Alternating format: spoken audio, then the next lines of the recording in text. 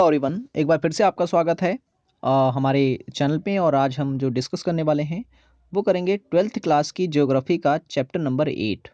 ठीक है, 7 चैप्टर जो है ऑलरेडी मैंने अपलोड कर दिए थे। अगर वो वीडियोस आपको देखनी है तो उसकी एक अलग से प्लेलिस्ट मैंने बना दी है और लिंक जो है इस वीडियो की डिस्क्रिप्शन में दे दी है। वहाँ पर जाकर के आप हमारे पहले के जो 7 चैप्टर्स हैं 1 से लेकर के 7, उन चैप्टर्स को देख पाएंगे। तो जब मैंने वीडियोस डाली थी तो बीच में मैंने रोक दी थी। ठीक है, 8 से लेकर के और जो चैप्टर रह गए थे वो मैं अब कवर करवाऊँगा। ठीक है, तो वीडियो को एंड तक देखें। वीडियो पसंद आए तो लाइक करें।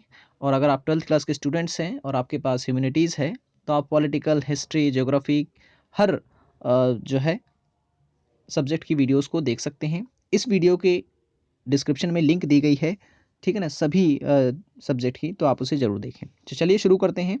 अ, आज चैप्टर है चैप्टर नंबर 8 और चैप्टर का नाम है परिवहन और संचार, ट्रांसपोर्ट एंड कम्युनिकेशन। ठीक है, तो हिंदी मीडियम वालों के लिए ख़ास तौर से मैंने बनाया है। और अगर आप इंग्लिश मीडियम वाले हैं तो आप कोशिश करें समझने की, और अगर कोई दिक्कत आती है फिर भी आप मुझे कमेंट कर सकते हैं, तो मैं जो है एक इंग्लिश मीडियम पे भी ऐसी वीडियो तैयार कर दूँगा। तो परिवहन और संचार की अगर हम बात करें, काफ़ी इंपॉर्टेंट चैप्टर है ये। परिवहन और संचार को सबसे पहले हम समझते हैं इसका मतलब क्या होता है। ठीक है, तब उसके बाद जो है हम आगे चर्चा करेंगे। देखिए, परिवहन की अगर हम बात करें तो परिवहन जो है, जो किसी वस्तु या फिर व्यक्ति को एक स्थान से दूसरे स्थान तक लाती ले जाती है, उसे हम कहते हैं परिवहन। अब वो परिवहन किसी भी तरीके का हो सकता है, किसी भी प्रकार का हो सकता है। ठीक है, लेकिन आपको बस परिवहन की अगर डेफिनेशन या कहीं की जो परिभाषा है वो याद रखनी है, तो बस आप इतना याद रखेंगे, जो किसी व्यक्ति या वस्तु को एक स्थान से दूसरे स्थान ले जाए वह परिवहन कहलाता है। ठीक है, और संचार की अगर हम बात करें, संचार क्या है, तो संचार का मतलब ये हो गया, जो सूचनाओं को एक स्थान से दूसरे स्थान तक पहुंचाए वो संचार कहलाता है। ठीक है, अब इसमें साधनों की आवश्यकता हो सकती है, क्योंकि सूचनाएं जो हैं वो इंटरनेट के थ्रू भी जाती हैं, टेलीविज़न के थ्रू भी जो है लोगों तक पहुंचाई जाती हैं। इंटरनेट मैंने बताया जैसे कि मोबाइल के थ्रू भी जो है सूचनाएं एक स्थान से दूसरे स्थान पहुंचाई जाती है। तो ये कहलाते हैं संचार के साधन। लेकिन संचार अगर कोई पूछे तो सूचनाओं का आदान प्रदान, ठीक है, या सूचना का एक स्थान से दूसरे स्थान जाना। ओके, अब परिवहन की क्योंकि हम बात करेंगे सबसे पहले विस्तार से, तो क्योंकि आप 12th क्लास के स्टूडेंट हैं तो प्रीवियस ईयर की अगर आप क्वेश्चन देखेंगे, ठीक है, आप पिछले साल का ही क्वेश्चन पेपर उठाएंगे तो आप देखेंगे कि परिवहन से क्वेश्चन जो है पूछा जो जाता है वो कुछ तो टफ होते हैं, कुछ बहुत ही ईजी होते हैं। जैसे कि यहाँ पे मैंने स्ट्रक्चर बना रखा है कि परिवहन की अगर हम बात कर रहे हैं तो सड़क परिवहन हो सकता है, ठीक है, और वह रेल परिवहन हो सकता है, और वायु परिवहन हो सकता है, और जो है पाइपलाइन जो है ये भी परिवहन का एक साधन ही माना जाता है। ठीक है, सड़क परिवहन, रेल परिवहन, वायु परिवहन और पाइपलाइन। तो क्वेश्चन आपसे पूछेगा कि सड़क परिवहन के कोई 2 लाभ बताओ और कोई 2 हानि बताओ। ठीक है, अब सड़क परिवहन की अगर हम बात कर रहे हैं तो इससे फायदा क्या होगा। पहला लाभ जो होगा वो ये होगा क्योंकि ये काफ़ी सस्ता होता है। दूसरा, सड़क परिवहन से आप एक स्थान से दूसरे स्थान तक जाते हैं, और ये ऐसा परिवहन है जो आपके घर तक ले जाता है। ठीक है, ये तो लाभ हो गई। अब हानि क्या है? हानि ये है कि भई सड़क सड़क परिवहन के लिए जो है जो है संसाधन होने चाहिए इसके लिए। ठीक है ना? अब साधन होना चाहिए ना कोई, गाड़ी होनी चाहिए और सड़कें चाहिए इसके लिए।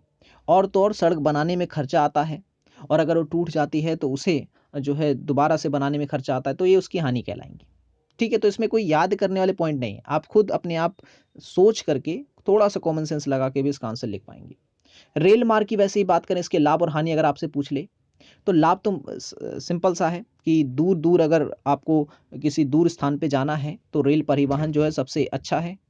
ठीक है, दूर-दूर तक की यात्रा आप कर सकते हैं। दूसरा, ये काफ़ी सस्ता होता है, ठीक है, और परिवहन की तुलना में। ठीक है, तीसरा, ये जल्दी पहुँचा देता है। एक स्थान से दूसरे स्थान अगर आपको जाना है तो ये जल्दी पहुँचाता है। हानि क्या होती है? हानि ये होती है इसमें कि अ, जो है मौसम अगर ख़राब होता है तो जो है ये यात्रा ठप हो सकती है। दूसरा, इसको बनाने का खर्चा ज़्यादा आता है। पटरियाँ बिछाना, ट्रेनें बनाना, कोचेज़ का निर्माण करना, ये खर्चीला थोड़ा ज़्यादा होता है सरकार के लिए जब इसका निर्माण किया जाता है तो। और तीसरा, हादसा। जब भी हादसा होता है तो इसमें कई हज़ारों की संख्या में जो है लोग मारे जाते हैं। ठीक है, तो आप इसकी हानि में ऐसे लिख सकते हैं।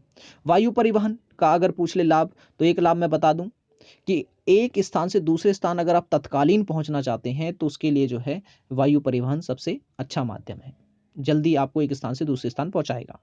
ठीक है, और दूसरा अगर हानि पूछ ले तो ये सबसे कॉस्टली है, यानी सबसे महंगा होता है ये। ठीक है, एक एक मैंने बताते जा रहा हूँ और आप खुद भी सोच सकते हैं, बहुत सारे इसमें पॉइंट आप बना लेंगे। पाइपलाइन क्या है? पाइपलाइन का लाभ क्या है? लाभ ये है कि कोई भी तरल वस्तु जो है एक स्थान से दूसरे स्थान बिना किसी बाधा के आप पहुंचा सकते हैं। ठीक है, आपको दूध चाहिए तो पाइपलाइन के थ्रू आप दूध एक स्थान से दूसरे स्थान ला सकते हैं। आपको गैस अगर करनी है तो गैस एक देश से दूसरे देश में पाइपलाइन के थ्रू जा सकती है। नुकसान क्या है? नुकसान ये है कि भाई पाइपलाइन बिछाने में एक तो बहुत पैसा लगता है, और दूसरा अगर पाइपलाइन किसी वजह से टूट जाती है तो उसे एक तो पता करने में बड़ी समस्या आती है कि कहाँ से टूटी है, और दूसरा मतलब तीसरा ये कि पाइपलाइन को बनाने में जो है रिपेयर करने में बहुत समय लगता है और बहुत ही खर्चा आता है। ठीक है, तो ये आप इसकी हानि में लिख सकते हैं। तो ये चीज़ आपको याद रखनी है, सड़क परिवहन के लाभ और हानि, रेल परिवहन के लाभ और हानि, वायु परिवहन के लाभ और हानि, और पाइपलाइन की लाभ और हानि। बात करते हैं रेल मार्ग की, क्योंकि हम विश्व का भूगोल इसमें पढ़ रहे हैं। ठीक है, विश्व का भूगोल, तो ट्रांस साइबेरियन रेल मार्ग के बारे में क्वेश्चन पूछा जाता है एग्जाम में, किसकी विशेषताएं बताइए। तो पहली विशेषता ये है कि ये एक ऐसा रेल मार्ग है जो विश्व का सबसे लंबा रेल मार्ग है। ठीक है, विश्व का सबसे लंबा जो रेल मार्ग है वो है ट्रांस साइबेरियन रेल मार्ग। इसकी जो लंबाई है वो है 9,332 किलोमीटर। और ट्रांस साइबेरियन रेल मार्ग जो है, इसके पहला जो स्टेशन है वो है सेंट पीटर्सबर्ग, और दूसरा कह रहा हूँ अंतिम जो स्टेशन है वो है व्लादिवोस्टॉक। यानी कि शुरू का स्टेशन का नाम और अंत में जहाँ पे ये ट्रांस साइबेरियन रेल मार्ग खत्म होता है, उसके अंत का जो रेलवे स्टेशन है वो है व्लादिवोस्टॉक। ठीक है, बीच में कई सारे स्टेशन आते हैं, आप देख सकते हैं साइबेरिया बहुत बड़ा है। ठीक है ना, और ये अगर आप देखेंगे तो ये विश्व का सबसे लंबा रेल मार्ग है, तो अनुमान लगा सकते हैं कि बीच में कितने स्टेशन पड़ते होंगे इसके। ठीक है, लेकिन एग्जाम पॉइंट ऑफ व्यू से आपको याद क्या रखना है? शुरू के स्टेशन का नाम जहां से ये रेल मार्ग शुरू होता है, और अंत के स्टेशन का नाम जहां पर ये रेल मार्ग खत्म होता है।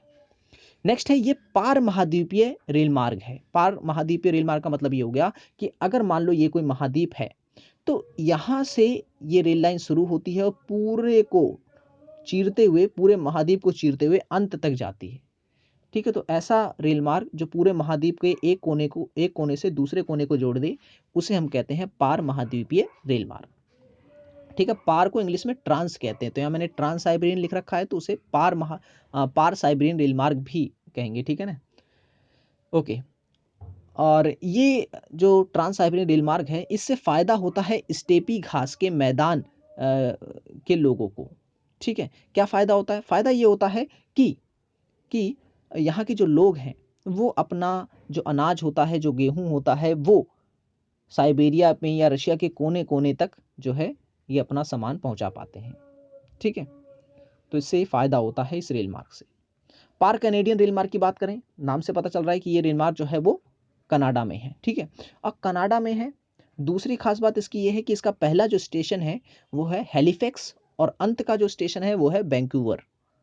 और इससे फ़ायदा ये होता है कि ये औद्योगिक प्रदेश, जैसे औद्योगिक प्रदेश नहीं होते, कई सारे ऐसे देश होते हैं जो इंडस्ट्री के लिए फेमस होते हैं।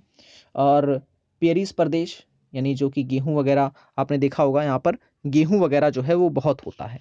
ठीक है, और शंकुधारी वन, यानी ऐसे प्रदेश जहाँ पर शंकुधारी वन पाए जाते हैं, त्रिभुज आकार के वृक्ष पाए जाते हैं। तो इन तीनों क्षेत्रों, यानी तीनों जो देश होते हैं, यानी हम कह सकते हैं कि जिन जिन देशों में ये चीज़ें पाई जाती हैं उनको कंबाइंड करने, जोड़ने का काम ये रेल मार्ग करता है। ठीक है, और इस रेल मार्ग के थ्रू जो है गेहूं और मांस जो है वो यूरोप व अमेरिका के बाज़ारों में पहुंचाया जाता है। ठीक है, अमेरिका के बाज़ार में खास तौर से। पार ऑस्ट्रेलियन रेल मार्ग, नाम से पता चल रहा है कि ये रेल मार्ग जो है कहाँ का है? ऑस्ट्रेलिया का है। ठीक है, ऑस्ट्रेलिया का है, और ये रेल मार्ग जो है, यानी जहाँ से शुरू होता है वो है सिडनी, और ख़त्म कहाँ पे होता है? पर्थ में। यानी इस रेल मार्ग का पहला स्टेशन है सिडनी, और अंत का जो स्टेशन है वो है पर्थ। ठीक है, व्यापार में काफ़ी सहायक है ये रेल मार्ग, और पश्चिम में हिंद महासागर और पूर्व में प्रशांत महासागर को आपस में ये जोड़ता है। ठीक है, तो ये पॉइंट जो है आपको इसमें याद रखने हैं। ये 4 पॉइंट मैंने पार ऑस्ट्रेलियन रेल मार्ग के बताए हैं। सुएज नहर से क्वेश्चन पूछ लिया जाता है। सुएज नहर की विशेषता बताइए, 6 विशेषता बताइए, 4 विशेषता बताइए। तो सुएज नहर के बारे में भी आपको पॉइंट्स याद होना चाहिए। आपने इस नहर के बारे में ज़रूर सुना होगा, सुएज नहर के बारे में, क्योंकि अभी हाल ही में न्यूज़ में था कि सुएज नहर में कोई नाव जो है वो मुड़ने के दौरान फंस गई थी, जिससे कि कई सारी जहाज़ें जो हैं आ जा नहीं पा रही थी इस नहर से। ठीक है, अगर आपने वो न्यूज़ नहीं सुनी तो यूट्यूब वगैरह पे ज़रूर देखें। काफ़ी बड़ी नहर है ये। इसका इतिहास आप देखेंगे तो आप चकित होंगे कि मिस्र में जो है ये ऐसी नदी है जो मिस्र के लोगों के लिए जो है वरदान साबित हुई एक तरीके से, क्योंकि इस नदी के थ्रू ही जो मिस्र जो है वो पैसे कमा पाता है। ठीक है, आप इसका हिस्ट्री जो है थोड़ा ज़रूर देखें। तो ये जो नहर है वो बनाई गई थी 1869 में। ठीक है, 1869 में जो है ये नहर बनाई गई थी। कहाँ पर? मिस्र में। ठीक है, मिस्र में बनाई गई थी। और ये जो नहर है, ये नहर भूमध्य सागर और लाल सागर को जोड़ती है। और ये नहर कुल 180 किलोमीटर लंबी है और 15 मीटर गहरी है। ये यूरोप तथा दक्षिण एशिया व ऑस्ट्रेलिया की दूरी जो है इस नहर से कम हुई है। और ये कहा जाता है कि प्रतिदिन 100 जलयान यानी 100 जहाजें जो हैं यहाँ से आती और जाती हैं। नील नहर जो है, जो कि विश्व की नील नदी है, सॉरी नहर नहीं नदी है, नील नदी जो कि विश्व की सबसे लंबी नदी है, वो भी सुएज नहर में आकर के मिलती है। ठीक है, तो ये 6 पॉइंट आपको याद रखने हैं सुएज नहर से संबंधित। पनामा नहर की अगर हम बात करें तो पूर्व में अंटार्कटिक महासागर से प्रशांत महासागर को जो है ये जोड़ती है पनामा नहर। ये 72 किलोमीटर लंबी है। इस नहर में 6 जल प्रबंधन तंत्र हैं। ठीक है, 6 जल प्रबंधन तंत्र हैं और ये न्यूयॉर्क व सैन फ्रांसिस्को के मध्य जो है लगभग 1300 किलोमीटर की दूरी जो है वो कम करती है। बात करते हैं संचार की, तो संचार के साधन आपको याद रखने हैं। आपसे जो क्वेश्चन यहाँ पूछा जाता है वो पूछा जाता है इंटरनेट के लाभ और हानियाँ बताएं। बहुत ही ईजी तरीके से आपसे लिख सकते हैं, कोई याद करने की जरूरत नहीं है। ठीक है, इंटरनेट के लाभ और हानियाँ आपको याद रखनी नहीं है। ये साधन है संचार के, रेडियो, टेलीविजन, फैक्स व मोबाइल। ओके, राइन नदी जलमार्ग और डैन्यूब नदी जलमार्ग के बारे में मैं बता दूं, यहाँ पे से भी क्वेश्चन पूछा जाता है। तो राइन नदी जलमार्ग जो है ये जर्मन की जीवन रेखा मानी जाती है। ठीक है, जो राइन नदी है वो जर्मनी की जीवन रेखा मानी जाती है। वहाँ पर जो कृषि वगैरह होती है वो इस नदी से ही खास तौर से फल फूल पाती है। और ये नदी कहाँ से निकलती है? तो अल्पास पर्वत से निकलती है। और किन किन देशों से होकर गुजरती है? तो स्विट्जरलैंड, जर्मनी, नीदरलैंड आदि देशों से होकर गुजरती है। तो इन देशों का जो व्यापार होता है वो इन्हीं नदी के माध्यम से होता है। डैन्यूब नदी की अगर हम बात करें तो डैन्यूब नदी जो है वो यूरोप की सबसे व्यस्तम नदी मानी जाती है। ये भी अल्पास पर्वत से निकलती है और ऑस्ट्रिया, हंगरी, रोमानिया में बहती है। तो यहाँ के लोगों को जो है इस नदी से व्यापार करने में काफ़ी सहायता मिलती है। तो ये मैंने आपको बताया चैप्टर नंबर 8 यानी परिवहन और संचार। आई होप ये वीडियो आपको पसंद आया होगा। वीडियो पसंद आया तो लाइक करें। कल हम बात करेंगे अंतर्राष्ट्रीय व्यापार पर। ठीक है, और पहले की वीडियोस अगर आपने नहीं देखी हैं 1 से लेकर 7 चैप्टर तो जरूर देखें। हिस्ट्री की वीडियो देखना चाहते हैं तो भी आप देख सकते हैं। ज्योग्राफी की वीडियोस चाहते हैं तो भी आप देख सकते हैं। सो हम मिलेंगे नेक्स्ट वीडियो में। Thanks for watching this video.